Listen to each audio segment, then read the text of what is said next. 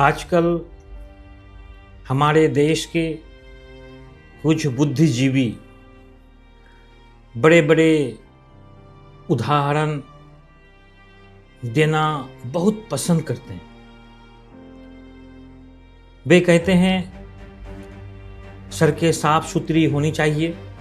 बिल्कुल, हम भी मानते हैं कि साफ सफाई बहुत जरूरी है। सड़कों पर ट्रैफिक नहीं होना चाहिए। बिल्कुल, ट्रैफिक फ्री सड़कें होनी ही चाहिए। फिर वे कहते हैं लंदन की सड़कें देखी है, लंदन की सड़कें देखे हैं, कितनी चमकदार है। न्यूयॉर्क के फुटपाथ देखे हैं, कितने सुंदर है। भारत की भी ऐसा ही स्ट्रीट वेंडर्स, हॉकर्स फ्री और साफ सुथरा बनाना होगा। अमूमन आप देखते होंगे कि इस तरीके से बात कहते हैं।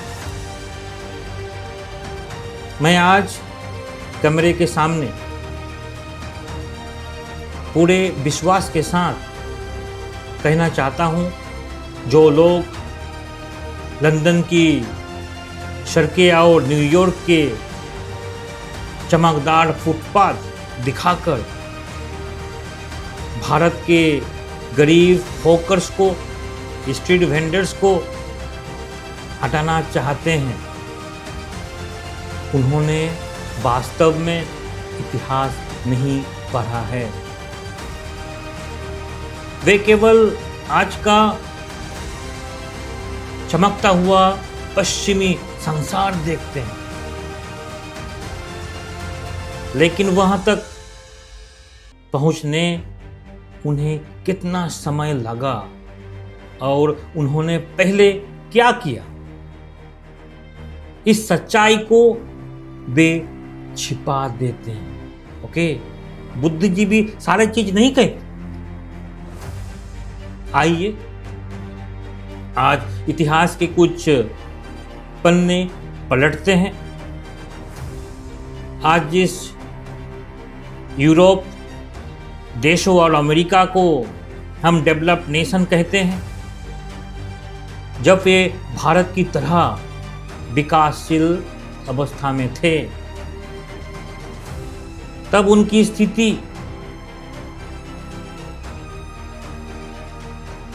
कैसे थी, क्या आप जानते हैं? इस परिस्थिति में उसकी स्थिति कैसे थी? उनके शहरों की गलियों, फुटपाथों और बाजारों में, जो बाजारों में भी आज के भारत की तरह हजारों हॉकर्स और ठेले वाले अपना व्यापार करते थे। समझने की कोशिश कीजिए।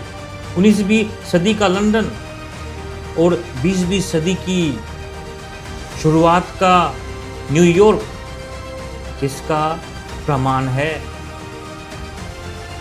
उस समय लाखों लोगों की आजीविका स्ट्रीट वेंडर्स पर निर्भर थी। आज के आधुनिक और समृद्ध लंदन की नींव भी इन्हीं मेहनतकश हॉकर्स, स्ट्रीट वेंडर्स ने रखी थी। क्यों?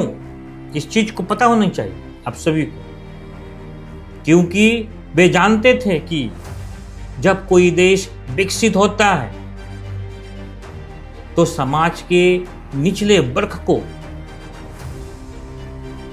पीछे छोड़कर केवल ऊपर की चमक धमक के सहारे विकास नहीं किया जा सकता।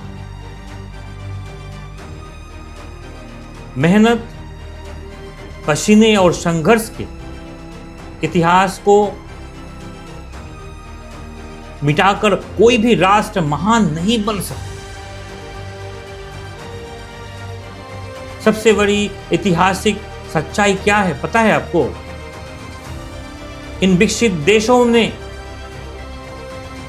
अपने सड़क किनारे व्यापारियों को तब तक जबरदस्ती नहीं हटाया जब तक उनकी अर्थव्यवस्था पूरी तरह मजबूत नहीं हो गई।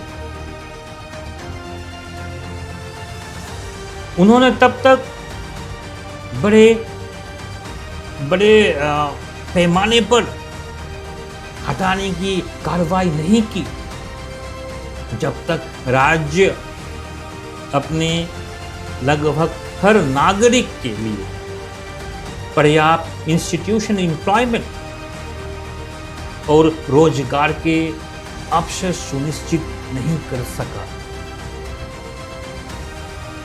जब उन्होंने देखा कि देश की पर कैपिटा इनकम लगातार बढ़ रही है, लोगों के पास स्थायी रोजगार है और नागरिकों को सस्ती वस्तुओं के लिए फुटपाथ पर निर्भर नहीं रहना पड़ता, तभी उन्होंने अपनी शहरों और सड़कों का पूर्ण आधुनिकीकरण किया। उन्होंने पहले नहीं,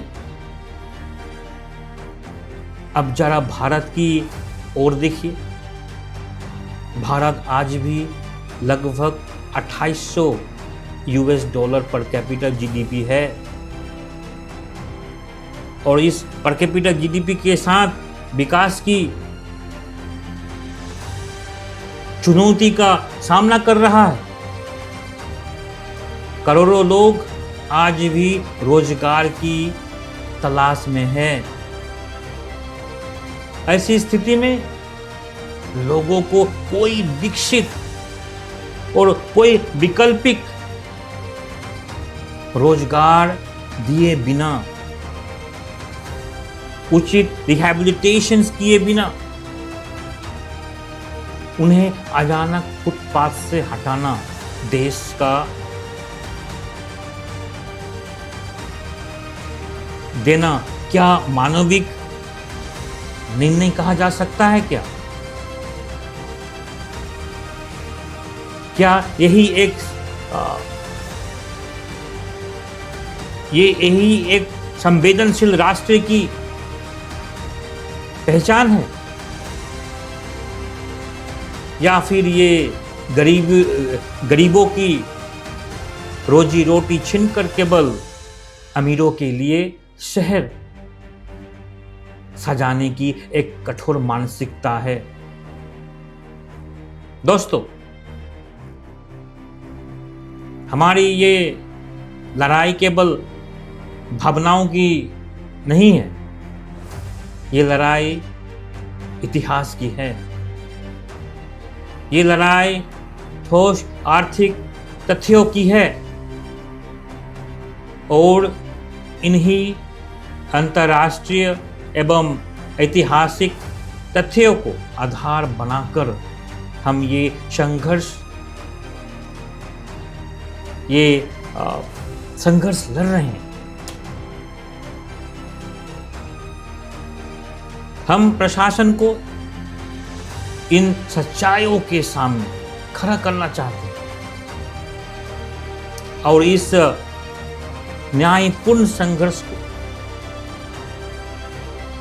हर हॉकर्स भाई और हर स्ट्रीट वेंडर्स भाई तक पहुंचाने की जिम्मेवारी हमारे राष्ट्रीय विकास केंद्र ट्रस्ट ने उठाई है। हम नहीं चाहते हैं कि हमारे हॉकर्स भाई, स्ट्रीट वेंडर्स भाई हर दिन बेदखली के डर में जिए। हम नहीं चाहते हैं कि उनका आत्मसम्मान मिट्टी में मिल जाए। आइए इतिहास से सीखें, लेकिन अपने अधिकारों की इस लड़ाई को और मजबूत करें।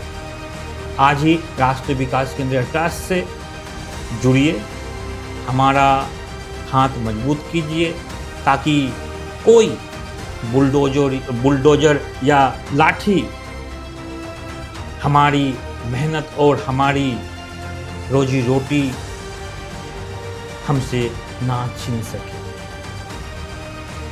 अगले एपिसोड में हम भारत के कानून और सुप्रीम कोर्ट की उन ऐतिहासिक फैसलों पर चर्चा करेंगे जो हमें सम्मान के साथ सड़क पर व्यापार करने का अधिकार देते हैं।